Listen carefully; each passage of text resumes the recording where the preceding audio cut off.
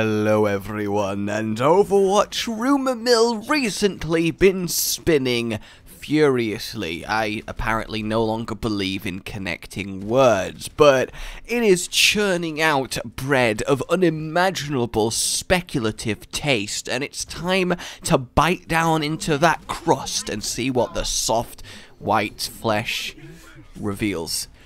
I mean, little sidetrack, the middle of the bread is way better than the crust, though as I've got older I have started to appreciate the crust more. Alright, so, where to even begin with this? I mean, normally, when somebody posts on somewhere like 4chan with a, yeah, it's totally me, secret dev, here's the latest goss, yo, I'm like, come on, but given it's supposedly the same guy that came up with this gem that pretty much was 90% accurate and predicted a lot of stuff that really did happen with somewhat accurate time frames, it's hard to just immediately dismiss this when it's supposedly by the same guy and there is such an overwhelming amount of stuff supposedly leaked. And where to begin? Well, let's begin with the fact that there's 3 heroes on the way, 1 for each quarter of this year. So quarter 1 was Orisa, and for quarter 2, no points for guessing, it's time to finally fist.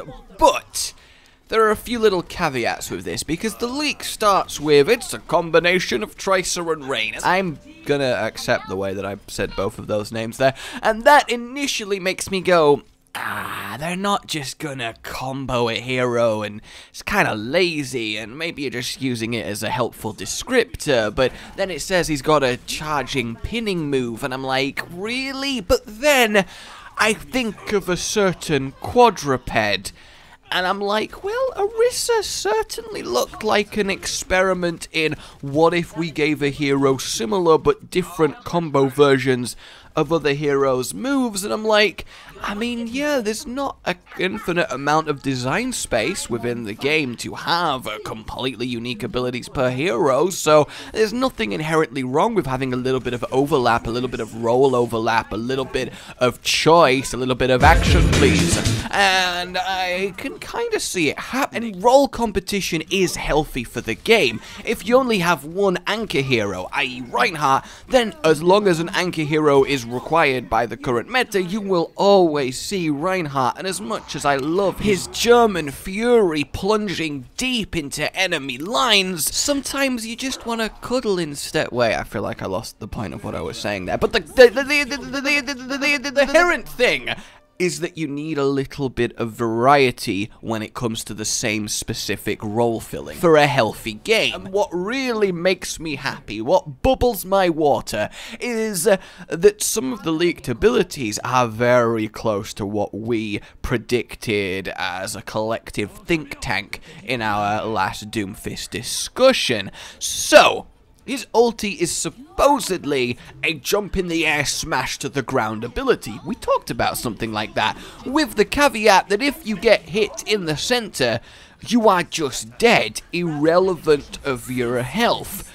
Which initially sounds ridiculous, but we did have another leak that also described his ultimate as a AoE on the ground, and anyone caught in the center just gets destroyed and killed.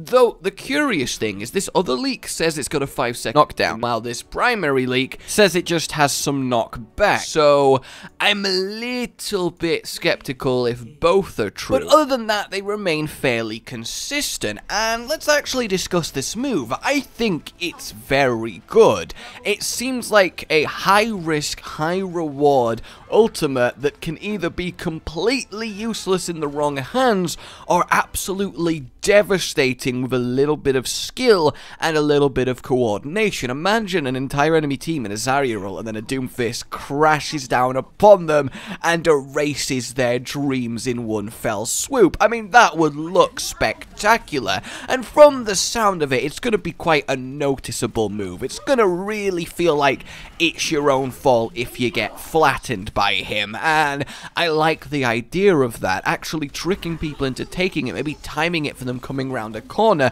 and immediately taking out a really key target, like a slow pushing Reinhardt. And that right there is a key, because the other leak says he is a Reinhardt and ulted Lucio / Road counter. And what do all those things have in common? Kinda difficult to kill rapidly. So if he can just go whoop, pop, and there goes the Roadhog, then you're gonna have yourself quite the tank buster.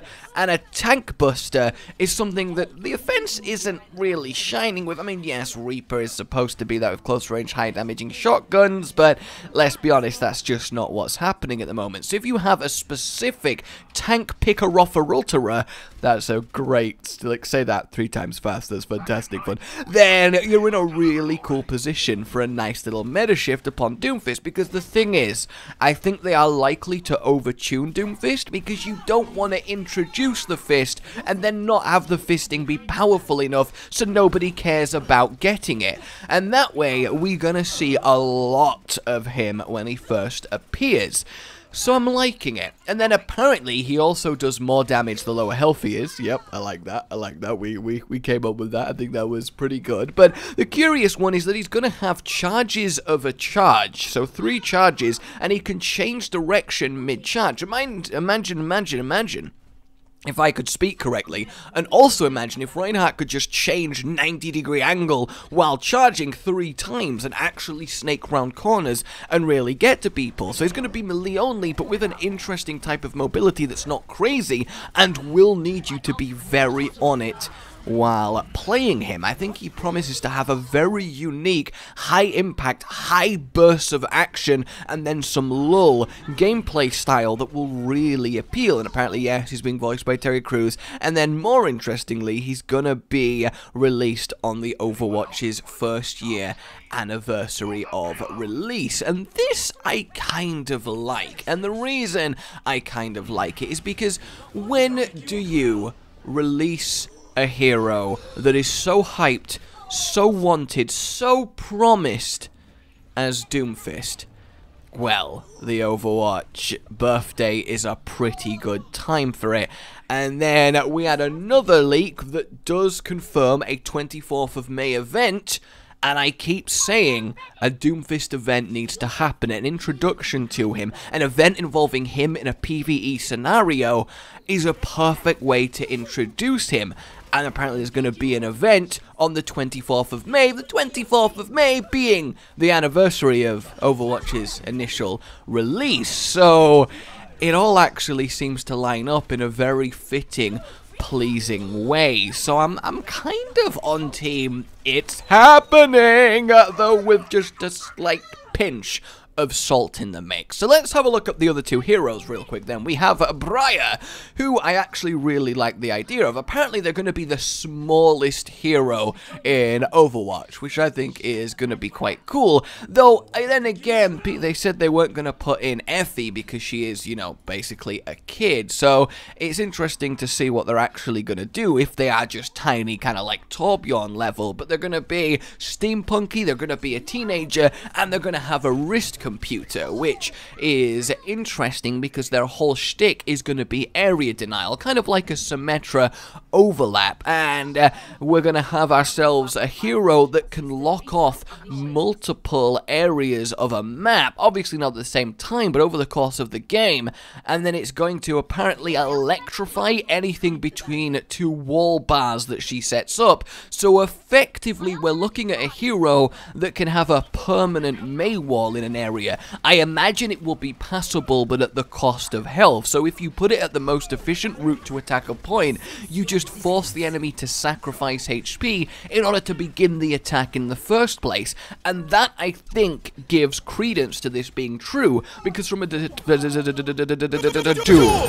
standpoint, that's really interesting, because any move that forces both teams to play differently and think creatively is a fun move to add to the game. The defense changes because they know they're mostly covered on this path, so you need to care about it less. The offense changes because you now have a choice to make. Do you go through it, do you push through it hard, take some damage, or do you go around the long ray where they're undoubtedly expecting you? And as the defense, do you expect the unexpected and think they might go for the reckless push? And any kind of single hero that can create differences of strategies and thought processes is a very fun one to have in the mix. So I really like the idea of a pure area denial. And then let's talk Ivan, because I want this hero, because he seems awesome. A distinguished old Russian gentleman in a really lovely, tight-fitting, tailored suit with red accents, who uses a simple tablet device on his refined way and summons swarms of robots to attack his enemies. I mean, that seems pretty cool, right? And apparently he's gonna have some Torbjorn vibes, you know, actually summoning and controlling other things, not doing much of the fighting himself. Apparently he's just gonna have a pistol, and he kind of plays like a mini RTS, so you control where your drones go, and a kind of micromanagement hero. And again, that is cool. That gives it credence because it's different and it changes the way you think and play when that hero is involved, because you're now thinking about a cloud of swarming deathbots, and when you're controlling him, you're having your micromanagement skills tested, which is something no other hero really does. So he adds a new dimension for people that like that kind of stuff.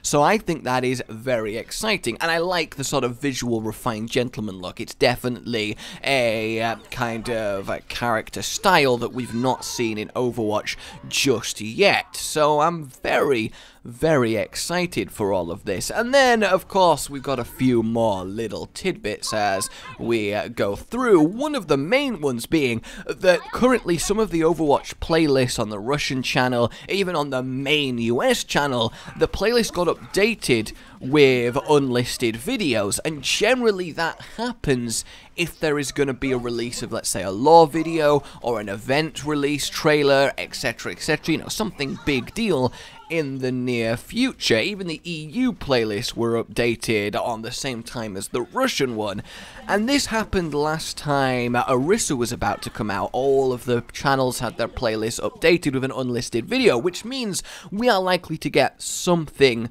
soon.